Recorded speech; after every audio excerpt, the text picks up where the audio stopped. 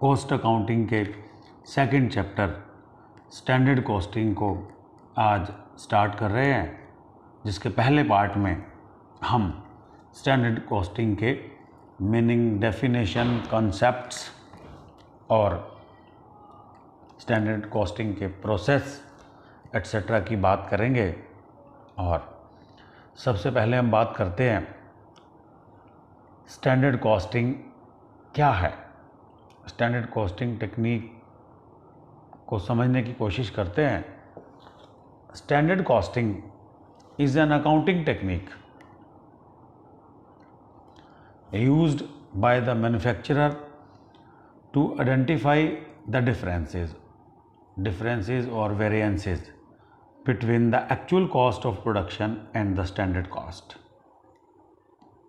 अगर simple language में बात करें तो इन्होंने 3 बातें करी हैं इस डेफिनेशन में कि standard costing is an accounting technique, एक अकाउंटिंग टेक्निक है used by the manufacturer. Standard costing एक ऐसी टेक्निक है जो मैन्युफैक्चरर इस्तेमाल करते हैं। क्यों करते हैं? टू आइडेंटिफाई, पता करवाने के लिए, difference between the actual cost and the standard cost. Standard cost और एक्चुअल कॉस्ट में डिफरेंस पता करवाने के लिए एक टेक्निक का इस्तेमाल किया जाता है जिसको स्टैंडर्ड कॉस्टिंग कहते हैं। एक बार सभी बातों को एक ही धागे में फिर पिरो लेते हैं कि स्टैंडर्ड कॉस्टिंग एक ऐसी टेक्निक है जो मैन्युफैक्चरर द्वारा यूज़ की जाती है स्टैंडर्ड कॉस्ट और एक्चुअल कॉस्ट में अंतर पता करवाने के लिए। नेक्स्ट, स्टैंडर्ड कॉस्ट क्या है?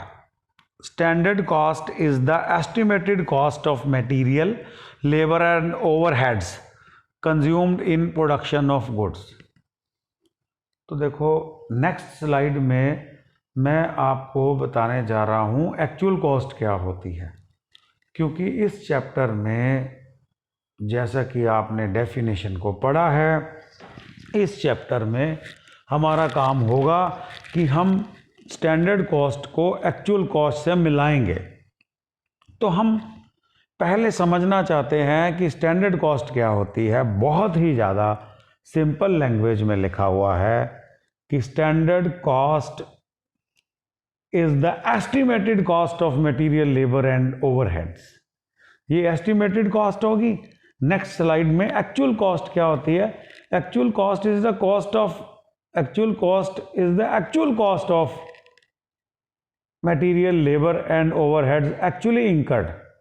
तो जो वास्तव में हमारी जेब से पैसा खर्च हुआ है वो एक्चुअल कॉस्ट है। जो पैसा हमने सोचा था खर्च होगा, जो हमने पहले से अनुमान लगाए थे, एस्टिमेट किए थे, वो उसको स्टैंडर्ड कॉस्ट कहते हैं। तीसरा इम्पोर्टेंट पॉइंट हमारे सामने आता है कि वेरिएंस क्या होता है। The difference between actual cost and the standard cost is called variance. जो एक्चुअल कॉस्ट और स्टैंडर्ड कॉस्ट का जो डिफरेंस आएगा आगे जाके जब हम न्यूमेरिकल प्रॉब्लम करने जा रहे हैं, जो डिफरेंस आएगा उसको वेरिएंस कहेंगे। नेक्स्ट,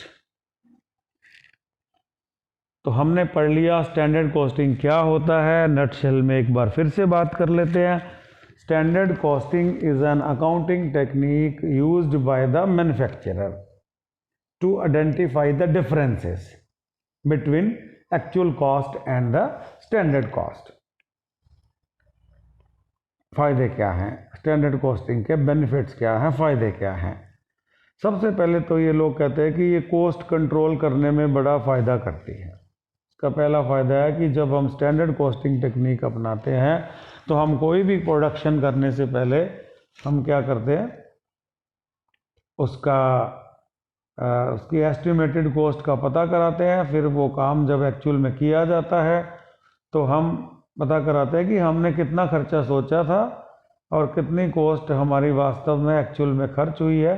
तो ये सारे काम करने में ना हमारे कॉस्ट में बड़ा कंट्रोल रहता है। जो हमारे कर्मचारी एम्प्लॉयज़ हैं, जो परचेज डिपार्टमेंट के आदमी हैं, जो खर्च करने के वाले जो हमारे एम्प्लॉयज़ हैं वो काम को बड़ा ध्यान से करते हैं कि उनको पता होता है कि काम होने के बाद इसका कंपैरिजन किया जाएगा कि खर्चा कहीं किसी ने ज़्यादा तो नहीं कर दिया और ज़्यादा कम नहीं। Reduction in the production cost.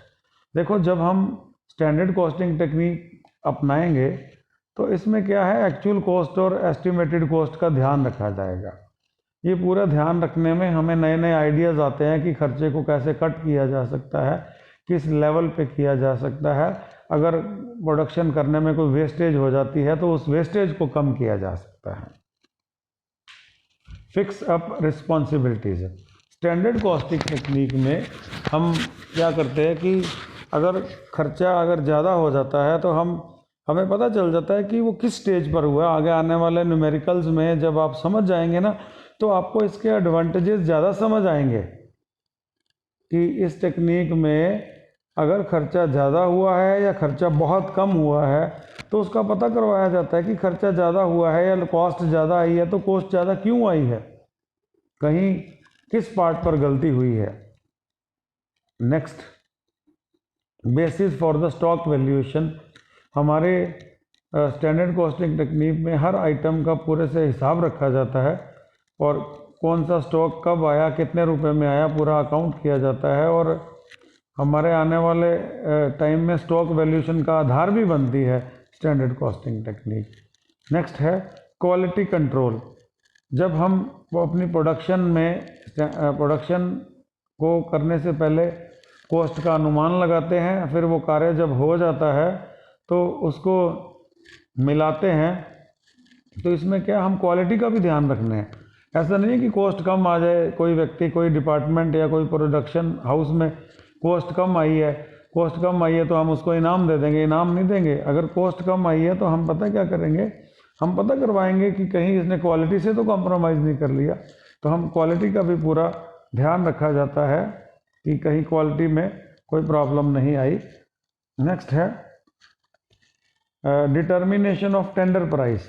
Tender price क्या होता है कि कभी हमें कोई ऑर्डर आ जाता है या कभी हमें न्यूज़पेपर में पता चल जाता है कि फ़लानी चीज़ की सप्लाई करने का टेंडर निकला है। तो स्टैंडर्ड कॉस्टिंग टेक्निक में हमारे पास हर तरह की कॉस्ट, वो पूरे तरीके से वो कॉस्ट जो है ना हमारे पास होती है। तो हम क्या करते हैं कि टेंडर प्राइस निकालने के लिए किस काम को करने में कितनी लागत आएगी, ये डाटा हमारे पास पहले से ही होता है। तो हम टेंडर प्राइस निकालने में बहुत ज़्यादा हमें हेल्प मिलती है अगर हम स्टैंडर्ड कॉस्टिंग टेक्निक पहले से ही अपना रहे हैं तो। नेक्स्ट है helpful in formulating production and pricing policies.